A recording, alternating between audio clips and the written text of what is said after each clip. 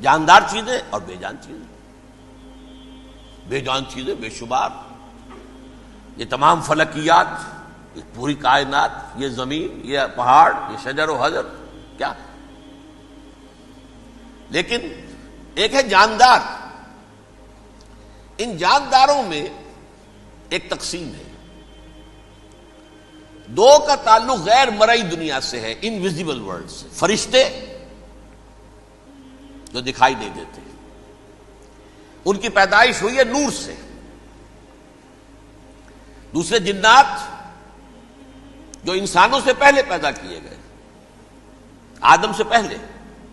وَالْجَانَّ خَلَقْنَاهُ مِنْ قَبْلُ مِنْ نَارِ السَّمُومِ. جنات کو تو ہم بہت پہلے پیدا کر چکے تھے آگ کی لو سے، وہ بھی نظر نہیں آتے. تیسرے انسان اور اس دنیا میں جتنے بھی حیوانات ہیں، ان کا جو مادہ ہے وہ ارض، یہ زمین ہے. یہ مٹی سے بنے، تراب سے بنے، کرسٹ آف دی ارتھ سے بنے. اب ان میں ایک تقسیم ہے. ایک وہ ہے، ان تمام میں شعور تو ہے، حیوانات میں بھی شعور ہے، خود شعوری جسے کہتے ہیں سیلف کانشسنس. یہ صرف تین میں ہے، فرشتہ، جن اور انسان. حیوانات میں خود شعوری نہیں ہے، کانشسنس ہے، سیلف کانشسنس نہیں ہے. تھوڑی سی بات سے سمجھا دوں آپ کو. میں دیکھ رہا ہوں، آپ مجھے دیکھ رہے ہیں. کتا بھی کوئی یہاں ہوتا تو مجھے دیکھ رہا ہوتا، لیکن کتے کو مجھے دیکھتے ہوئے یہ احساس نہیں ہوتا کہ میں دیکھ رہا ہوں. یعنی کتے کو یہ احساس نہیں ہوتا کہ وہ دیکھ رہا ہے مجھے. دیکھ تو رہا ہے، اس کو میں کا احساس نہیں ہے کچھ. میں جب دیکھ رہا ہوں تو میں سمجھتا ہوں میں دیکھ رہا ہوں، میں ہوں کوئی شے جو دیکھ رہا ہوں. یہ خود شعوری ہے، سیلف کانشسنس. کسی بھی کام کو کرتے ہوئے اپنے وجود کا احساس، میرا فیصلہ ہے، میری رائے ہے. یہ ہے در حقیقت سیلف کانشسنس، انا، سیلف، خودی. یہ حیوانات میں نہیں ہے، یہ ہے صرف ملائکہ، جنات اور انسان. اب یہاں مسئلہ پڑ گیا، بڑا پرپیچ مسئلہ. اللہ تعالیٰ نے پہلے حضرت ملائکہ کو پیدا کیا اور انسانی ارواح کو پیدا کیا نور سے. پھر ناگ سے پیدا کیا، نار سے، آگ سے جنات کو. پھر مٹی سے بنایا، آدم کا حی اللہ، اس میں روح پھونک دی، اب آدم بن گئے. اعلان یہ کر دیا کہ خلافت ارضی جو ہے وہ آدم کو عطا کی جا رہی ہے. یہ پیچ پڑ گیا. اس پر تھوڑا سا اشکال تو فرشتوں کو بھی ہوا. قرآن میں ہے، سورہ بقرہ کے 4 رکوع میں، أَتَجْعَلُ فِيهَا مَن يُفْسِدُ فِيهَا وَيَسْفِكُ الدِّمَاءَ وَنَحْنُ نُسَبِّحُ بِحَمْدِكَ وَنُقَدِّسُ لَكَ. پروردگار اس آدم کو تو خلافت دے رہا ہے، زمین کے اندر اختیار دے دے گا، یہ تو فساد کرے گا، کوریزی کرے گا. ہم تیری تسبیح و تحمید میں لگے ہوئے ہیں، جو بھی حکم ہو، ارشاد ہو، ہم بجا لاتے ہیں، تو ضرورت کیا ہے؟ اس کا جواب اللہ نے دیا، انی عالم ما لا تعلمون. میری مشیت، میری حکمت وہ میں ہی جانتا ہوں، ضروری نہیں کہ تم اس کو شیئر کر سکو. لیکن یہ جنات میں سے ایک جن تھا عزازیل. اب دیکھیے کہ جنات کو ایک قرب حاصل ہے ملائکہ کے ساتھ. کیوں؟ وہ نور سے پیدا کیے گئے، یہ نار سے پیدا کیے. کتنا قرب ہے دونوں میں. انسان پیدا کیا گیا مٹی سے، مٹی انرٹ ہے، آگ بھڑکتی ہے، اوپر اٹھتی ہے، شعلہ زنگ ہوتی ہے، انرجی ہے اس میں. نور اور نار میں بڑا قرب ہے. اور عربی کے ایک قاعدے سے تو یہ ایک ہی لفظ ہے، مادہ ایک ہی ہے. حروف علت جو ہے ایک دوسرے کی جگہ آ جاتی. یہ قرب ہے، اگرچہ زمین و آسمان کا فرق ہے دونوں میں. فرشتہ نور سے پیدا کیا گیا ہے، وہ پاک ہے، وہ اللہ کے کسی حکم کی خلاف ورزی کر ہی نہیں سکتا. لا یعصون اللہ ما امرہم ویفعلون ما یؤمرون.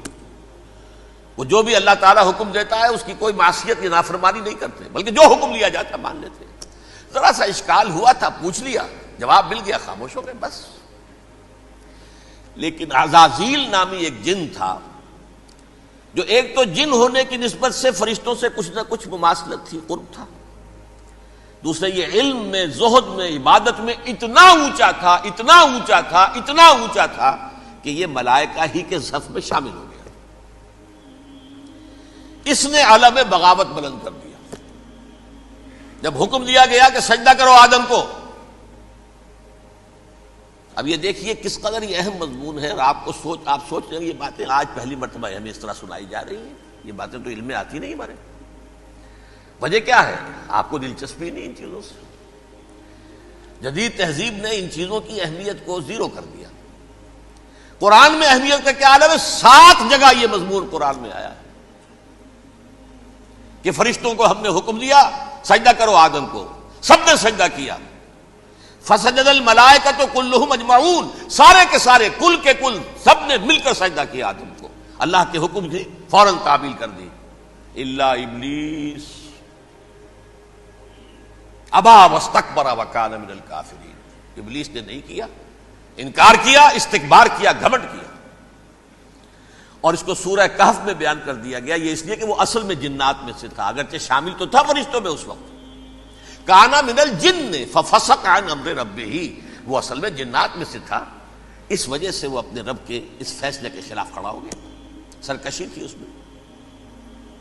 یہ معاملہ اتنا اہم ہے، اب آپ سمجھیے کہ 7 مرتبہ سورہ بقرہ، سورہ اعراف، سورہ حجر، سورہ بنی اسرائیل، سورہ کہف، سورہ طٰہٰ، سورہ صاد، 6 مکی صورتوں میں ذکر ہے یہ، اور 1 مدنی صورت سورہ بقرہ. ان میں سے اکثر مقامات پر پھر جب اللہ نے کہا کہ اچھا تم نے یہ سرکشی کی ہے اور ہمارے حکم کی خلاف ورزی کی ہے تو یہاں سے نکل جاؤ، دفع ہو جاؤ، تم مردود ہو، مردود ملعون، ان علیک لعنتی الی یوم الدین، اب تجھ پر لعنت رہے گی میری قیامت کے دن. اس نے کہا اچھا پروردگار پھر مجھے ذرا مہلت دے دے، رب فانظرنی الی یوم یبعثون، قیامت تک میری زندگی طویل کر دے. فذهب فإنك من المنظرین، کہہ دیا اچھا جاؤ، تمہاری یہ درخواست بھی ہم نے قبول کی. اس نے کہا پروردگار اب میں اس آدم کو بھی گمراہ کر کے چھوڑوں گا اور آدم کی نسل کو تباہ کر کے چھوڑوں گا. انتہائی شدید چیلنج کے انداز میں یہ قرآن مجید میں 4-5 مرتبہ مضمون آیا ہے. میں نے صرف 2 جگہ سے آپ کو اس وقت کوٹ کر کے سنایا تھا. سورہ اعراف میں اللہ تعالیٰ فرماتے ہیں قالا، اس پر ابلیس نے کہا فبما اغویتنی، تو اے رب جو تو نے مجھے گمراہ کیا ہے، مجھے ذلیل کر دیا، مجھ پر فوقیت دے دی، اس کو انا خیر منہ، میں اس سے بہتر ہوں، خلقتنی من نار وخلقتہ من طین، بنایا تو نے مجھے آگ سے اور اس کو بنایا مٹی سے، پھر مجھ سے مطالبہ کہ میں سجدہ کروں، اور میں نے سجدہ نہیں کیا تو اب تو نے مجھے ملعون قرار دے دیا. قال فبما اغویتنی لأقعدن لهم صراطک المستقیم، اب میں یہ نسل آدم کے لیے، اس کو برباد کرنے کے لیے تیری سیدھی راہ کے اوپر گھات میں بیٹھوں گا، سیدھے راستے پر چلنے نہیں دوں گا. ثم لآتینہم من بین ایدیہم، پھر میں ان پر حملہ آور ہوں گا، ان کے سامنے سے بھی، ومن خلفہم، ان کے پیچھے سے بھی، وعن ایمانہم، ان کے داہنی جانب سے بھی، وعن شمائلہم، اور ان کے بائیں جانب سے بھی، ولا تجد اکثرہم شاکرین، اور تو دیکھے گا کہ ان کی اکثریت تیری شکر گزار بندوں پر مشتمل نہیں ہوگی. یہ چیلنج تھا.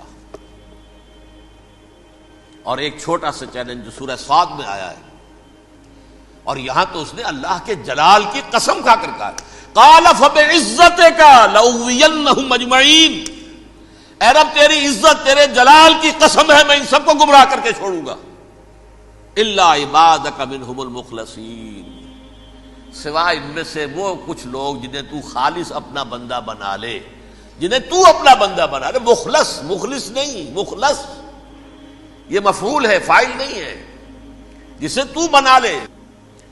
بعض لوگوں کو اللہ چن لیتا ہے، هو اجتباکم، تمہیں چن لیا ہے.